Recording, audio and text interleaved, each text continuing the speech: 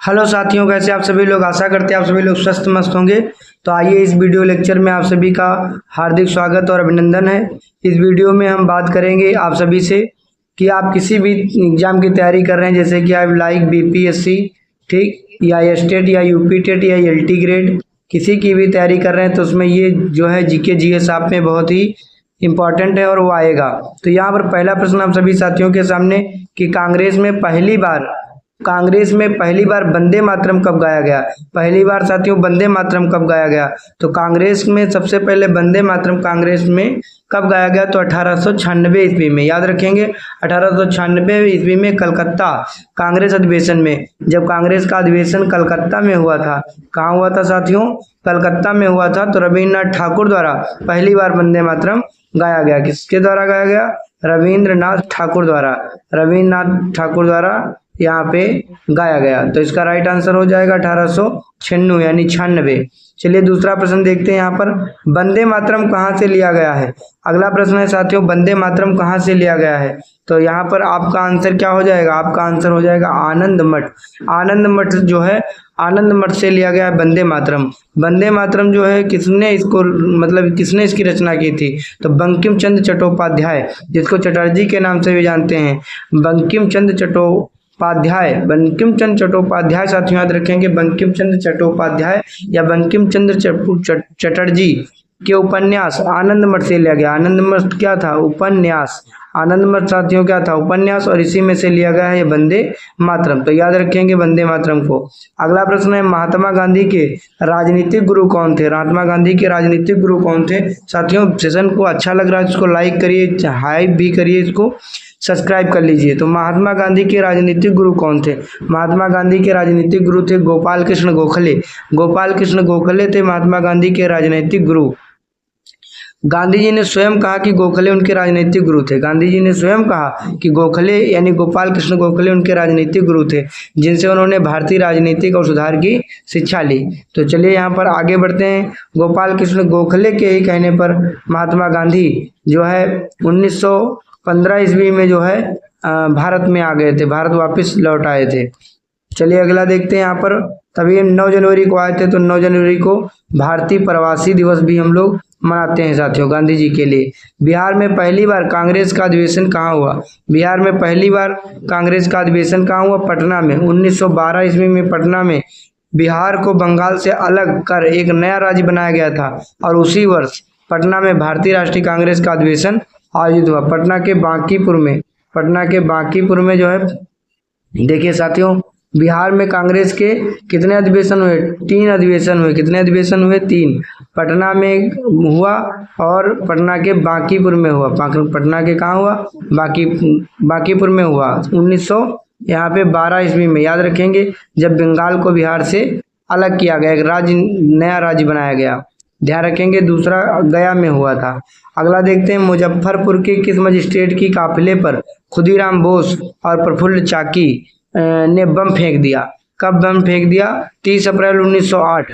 Date याद रखेंगे साथियों, 30 अप्रैल 1908 को मुजफ्फरपुर में किंग्स फोर्ड पर बम फेंका। किंग्स फोर्ड पर क्या फेंक दिया गया? बम फेंक दिया गया। मारना तो मजिस्ट्रेट को चाहते थे, लेकिन इसमें जो है दूसरे लोग मारे गए, क्योंकि उस दिन वो नहीं आए थे। महात्मा गांधी कितनी बार कांग्रेस के अध्यक्ष रहे? यहाँ पर ये वेरी मोस्ट इंपॉर्टेंट क्वेश्चन कि महात्मा गांधी कितनी बार कांग्रेस के अध्यक्ष रहे? तो केवल एक बार महात्मा गांधी कांग्रेस के अध्यक्ष रहे। कब रहे? 1924 1924 ईस्वी में बेलगांव के अधिवेशन में, कर्नाटक के बेलगांव, याद रखेंगे कर्नाटक के बेलगांव के अधिवेशन में कांग्रेस के एक बार अध्यक्ष बने। चलिए अगला प्रश्न यहाँ पर देखते हैं। अगला प्रश्न नंबर 7, महात्मा गांधी को महात्मा किसने कहा? महात्मा गांधी को महात्मा किसने कहा? तो महात्मा गांधी को महात्मा रविन्द्रनाथ टैगोर ने कहा। महात्मा गांधी को महात्मा किसने कहा? तो रविन्द्रनाथ टैगोर ने कहा। किसने कहा? रविन्द्रनाथ टैगोर ने महात्मा की उपाधि दी 1915 में, जब वो भारत लौटे तो रविन्द्रनाथ टैगोर ने जो है उनको, महात्मा गांधी को महात्मा कहा। नेताजी सुभाष चंद्र बोस ने महात्मा गांधी को राष्ट्रपिता कहा। महात्मा गांधी को क्या कहा? राष्ट्रपिता कहा। याद रखेंगे। रविन्द्रनाथ टैगोर समझो बूढ़े थे तो वो भी महात्मा ही समझो, तो वो क्या कहते थे, महात्मा गांधी को महात्मा कहते थे, महात्मा गांधी को महात्मा कहते थे। महात्मा गांधी राजगोपालाचारी को राजा जी कहते थे, राजा जी कहते थे, राजगोपालाचारी, चक्रवर्ती राजगोपालाचारी। भूदान आंदोलन का प्रारंभ किसने किया था? भूदान आंदोलन का जो है प्रारंभ किसने किया था? तो विनोबा भावे ने। भूदान आंदोलन का प्रारंभ साथियों विनोबा भावे ने 1951 में 1951 में आंध्र प्रदेश के विनोबा भावे ने भूदान आंदोलन की शुरुआत भी की थी। विनोबा भावे ने किसकी? भूदान आंदोलन की शुरुआत की 1951 में। तो भूदान आंदोलन का प्रारंभ किसने किया? विनोबा भावे। अगला क्वेश्चन देखते हैं 9 नंबर। भारतीय संविधान के किस भाग को मैग्ना कार्टा कहा जाता है? भारतीय संविधान के किस भाग को मैग्ना कार्टा कहा जाता है? साथियों भाग 3, संविधान के भाग 3 को, संविधान के भाग 3 को भारतीय संविधान का मैग्ना कार्टा कहा जाता है। भारतीय संविधान का मैग्ना कार्टा कहा जाता है, तो याद रखेंगे। चलिए इसके बाद अगला देखते हैं। संविधान के किस संशोधन में दल बदल कानून की बात कहेगी? संविधान के किस जो है संशोधन में दल बदल, तो कि मतलब जैसे कि दूसरी पार्टी से चुनाव जीत गए और उसके बाद दूसरी पार्टी में चले गए, ये ना जाए, इसलिए जो है दल बदल का कानून बनाया गया। 52वें संविधान संशोधन 1985 में, 1985 में, याद रखेंगे 52वां संविधान संशोधन 1985 से दल बदल विरोधी कानून लागू हुआ। और 91वें संविधान संशोधन 2003 से मंत्री की अधिकतम संख्या तय की गई। 91 में क्या किया गया? मंत्री की अधिकतम संख्या तय की गई, कितने मंत्री जो है किसमें रहेंगे। चलिए अगला प्रश्न देखते हैं। केंद्रीय मंत्रिमंडल में अधिकतम मंत्री कितने % हो सकते हैं? केंद्रीय मंत्रिमंडल में अधिकतम मंत्री कितने % हो सकते हैं साथियों? 15%, 15%। किसमें संशोधन किया गया? 91वां संशोधन, 91वां संविधान संशोधन हुआ। कब हुआ? 2003 में। और ये बताया गया कि कितने जो है अधिकतम मंत्री रह सकते हैं मंत्रिमंडल में, तो 15%। कितने रह सकते हैं? 15%। अगला बहुत वेरी मोस्ट इंपॉर्टेंट क्वेश्चन आ गया। क्या है question? My experiment with truth, my experiment with truth, मेरा प्रयोग सत्यता के साथ, किसकी आत्मकथा है? महात्मा गांधी। किसकी आत्मकथा है? महात्मा गांधी। या गांधी जी की आत्मकथा, जिसे उन्होंने गुजराती में लिखा। किस भाषा में लिखा गया? गुजराती भाषा में। गुजरात के रहने वाले भी थे, गुजराती भाषा में उन्होंने लिखा और बाद में इसका अंग्रेजी अनुवाद भी किया गया, इंग्लिश में भी इसको ट्रांसलेट किया गया। अगला प्रश्न, जर्मनी के स्टुटगार्ट में 1907 में भारत का झंडा पहली बार किसने फहराया? भारत का झंडा पहली बार किसने फहराया? तो मैडम भीकाजी कामा। मैडम भीकाजी कामा ने जो है जिस समय जर्मनी के स्टुटगार्ट में पहली बार भारतीय झंडा उन्होंने फहराया, जिस समय पूरा देश जो है हार रहा था, उस समय भी जर्मनी में जो है मैडम भीकाजी कामा अपना भारत का झंडा वहाँ पे फहरा रही थी, बुलंद कर रही थी। तो इसको याद रखेंगे।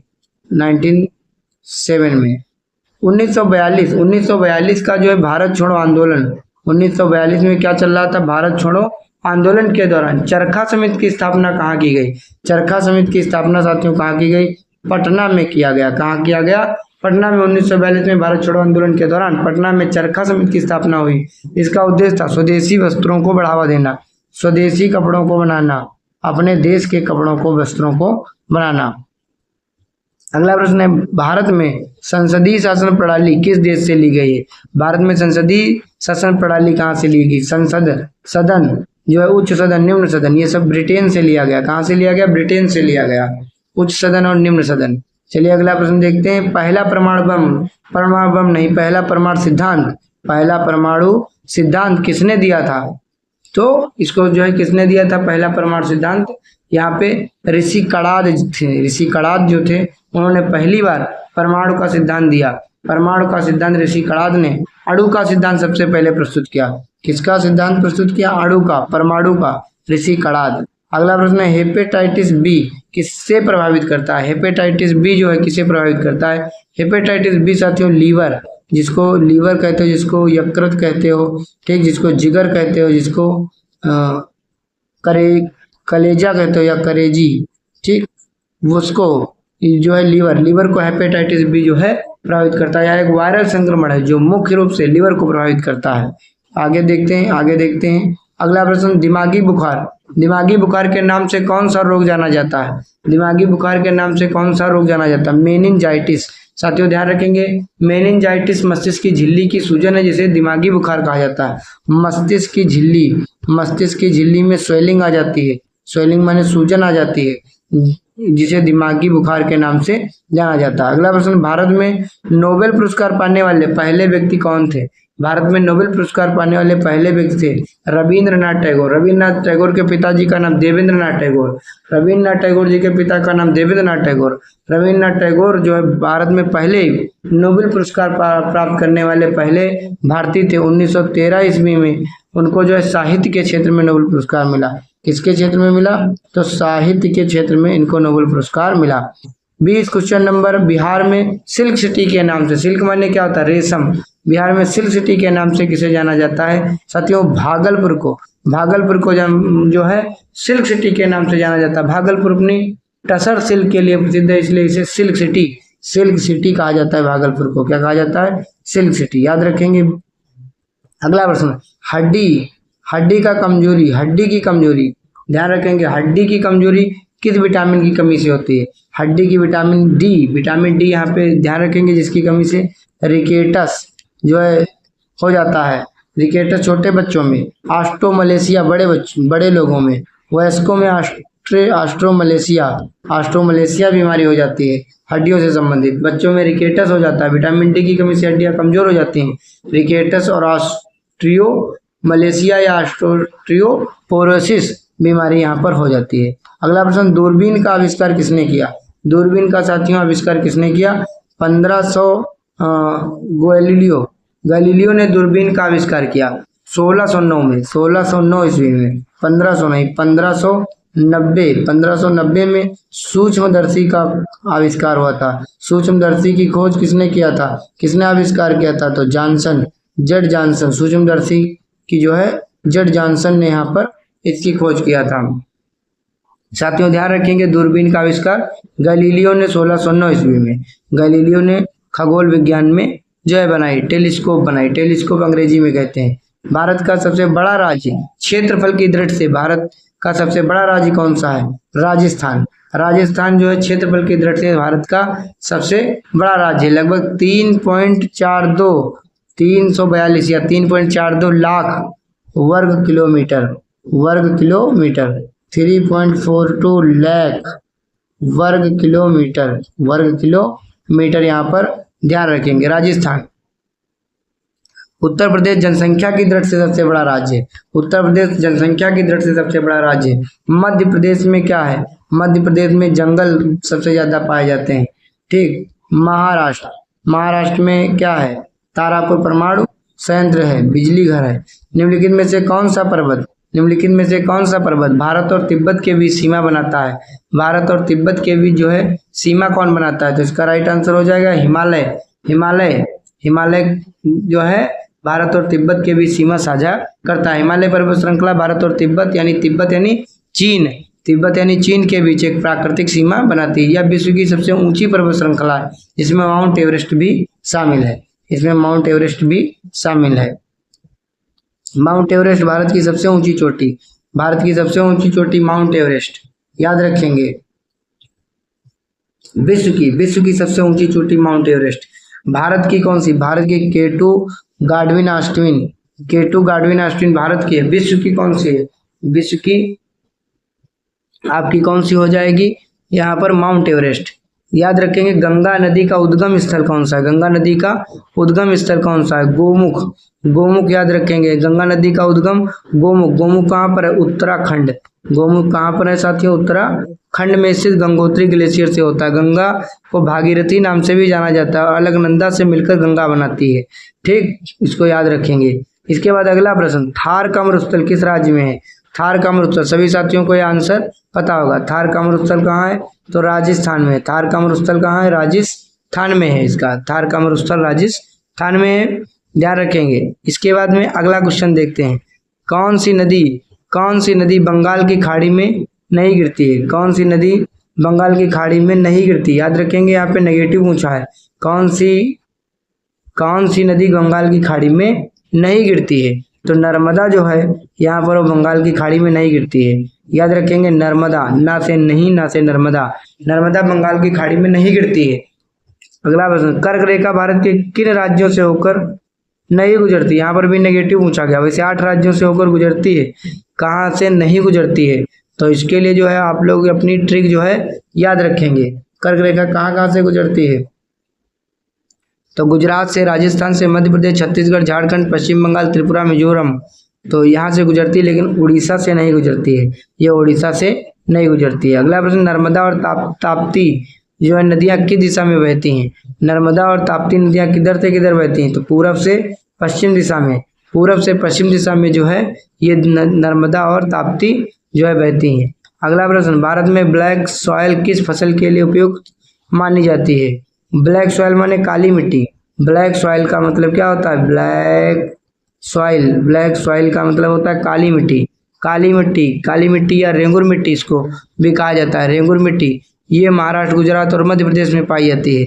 ये किसके लिए? काली मिट्टी कपास के लिए, काली मिट्टी जूट के लिए, कपास के लिए जो है बहुत ही उपयोगी मानी जाती है। अगला प्रश्न, नीलगिरी पर्वत किन राज्यों में फैला हुआ है? नीलगिरी पर्वत किन राज्यों में फैला हुआ? कर्नाटक, केरल, तमिलनाडु।